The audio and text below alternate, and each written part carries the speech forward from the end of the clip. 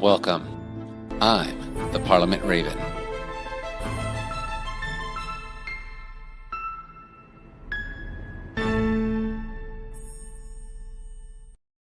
Welcome.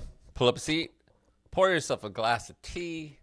My name's Jason Rodriguez, and I'm the Parliament Raven. And today is a bonus episode. And what saddens me is I can't do the cool little, hey, we're in a coffee shop. Come back here. We're remodeling the Parliament. Stuff that I used to do in my earlier seasons. But what I can do is give you a great lesson for today. So today's called Course Correct, Pivot, 180, or Small Change. Choosing your next move on your quest. Well, that's a lot. So take a listen. Life isn't a straight line. It's a quest, and quests aren't just about charging towards your destination. They're about knowing when to push forward, when to shift, when to turn around entirely. So, some of you are wandering through the fog right now. And I think about those maps on video games where you have what's called the fog of war. Lit RPG talks about this. It's where the map is covered up with a fog. And you're wondering where you should keep going, you should change tactics, or you should scrap the whole map. Throw it away! Don't throw away the whole map. Nah, man. Today we're going to go and talk about if you need a course correction, a pivot, or a full 180. And why that's not a sign of failure, but a part of the journey that God has designed for you. There's a good verse that goes with this. The heart of man plans his ways, but the Lord establishes his steps. And that's Proverbs 16:9. Right. So, as always, we here in the Parliament, we talk about the quest mindset because that's where I coach out of. That's how I live my own life, right? My life is a quest. It's a journey. I use those two words interchangeably. The concept is life is not a rigid plan. It's a living adventure. Moses had a living adventure, especially when he turned to the burning bush.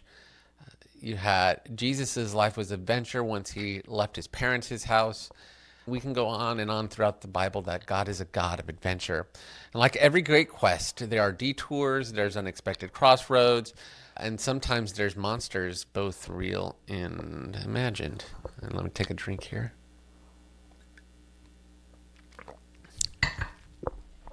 The most successful adventures are flexible, but not aimless. They understand the why. Another good person we can talk about is Abraham's journey, right? He didn't have a full map. He just trusted God. He literally left the city he was living in with his family for his whole life. And then from there, he kept going and he kept having adventures. He had adventures in Egypt. He then met Melchizedek. Abraham's life was truly, truly an adventure. And he's one of the founding fathers of the faith, right? Through him, his adventure leads ultimately to Jesus. And Jesus' adventure ultimately leads us to reconciliation with God, back to a relationship that's like the Garden of Eden.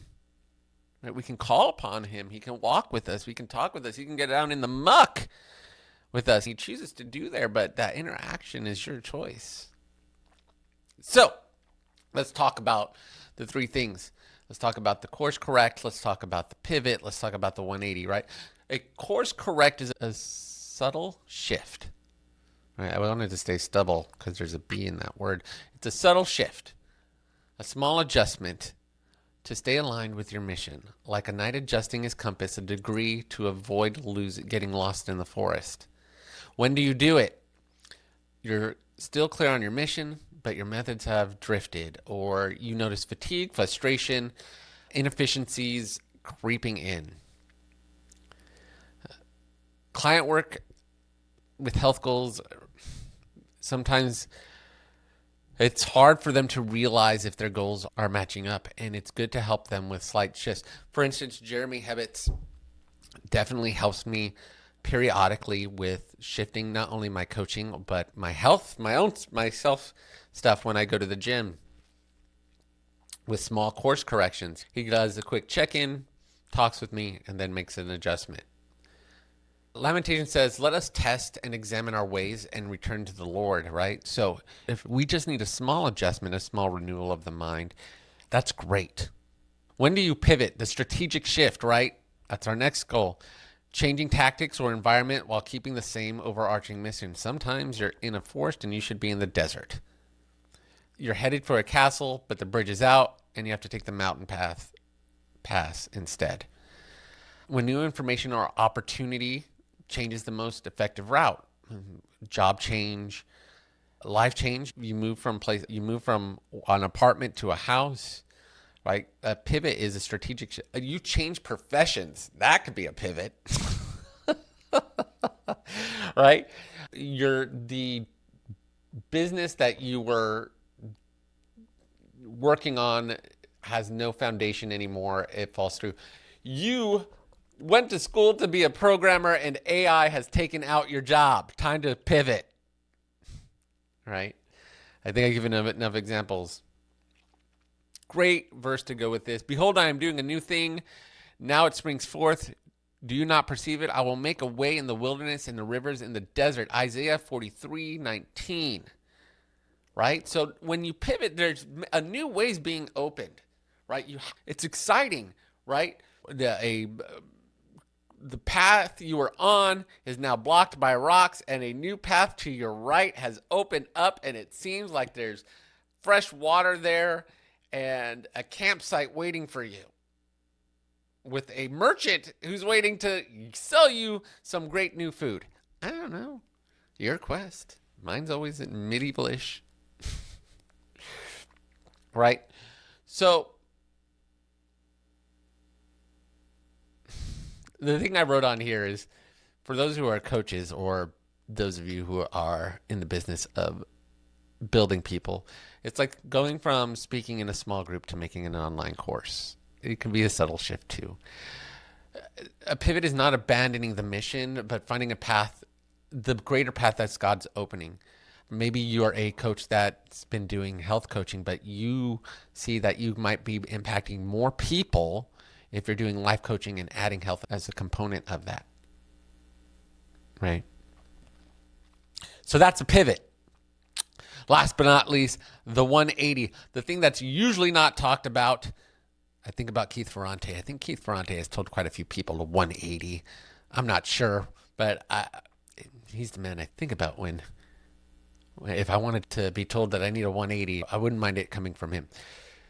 Either way, definition, a complete reversal when you realize you're in the wrong quest entirely. You're in the wrong career entirely.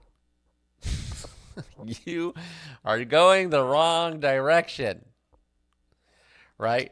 You have gotten into finances and stock trading and you are miserable, right? You rather own a food truck. 180, turn around. Or you accepted a new job position and you realize you were happier doing your old job. Or at least the things in your old job, right? 180. Quest, when I think about the quest, you thought you were rescuing the king's treasure, but you are actually working for the dragon. Time to turn back.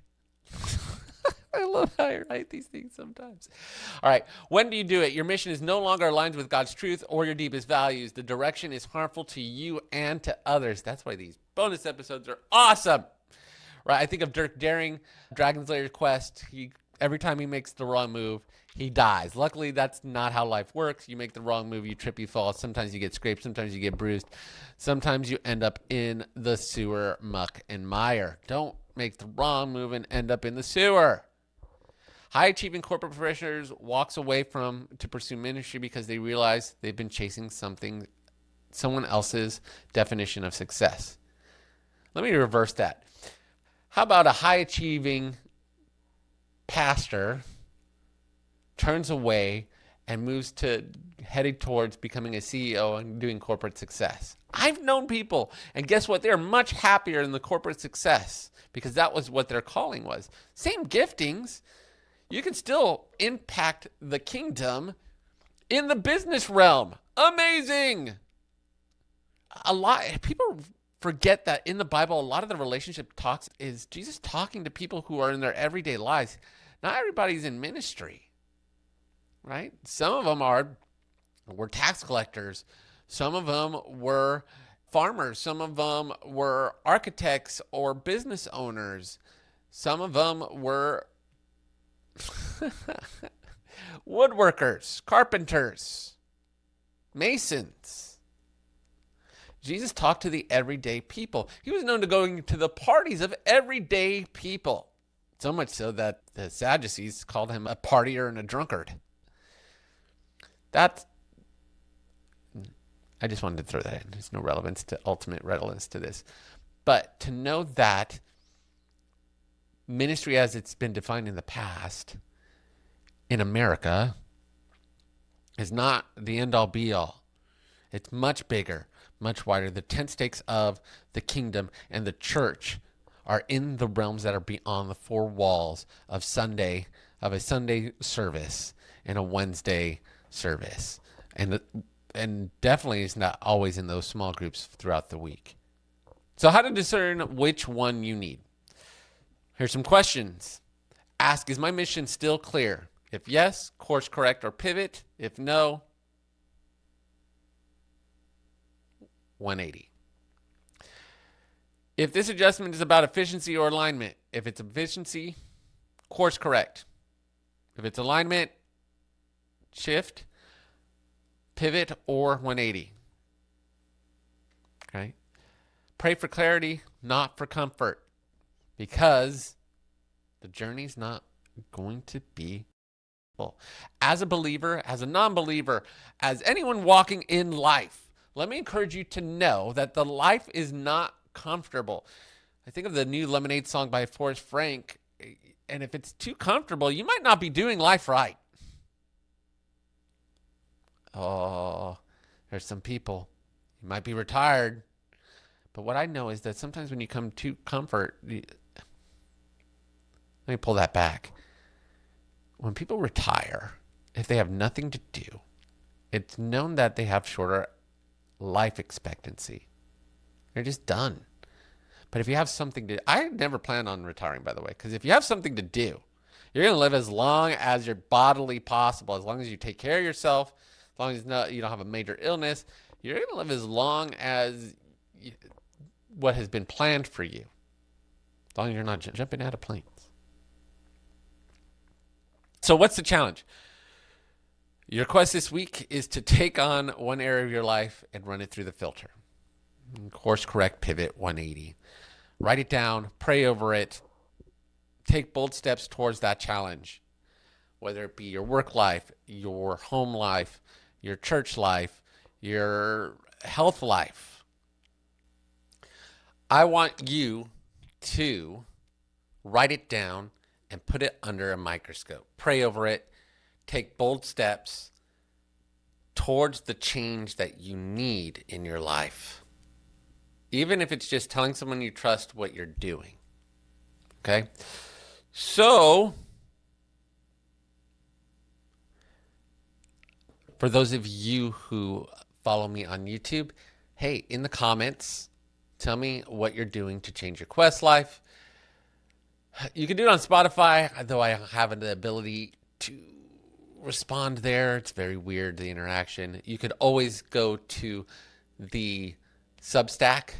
You can find me on Substack at Jason AAR Rodriguez. You'll know because you'll see this episode there. You can also go to the Facebook. There's links in Spotify, Apple, and Pandora.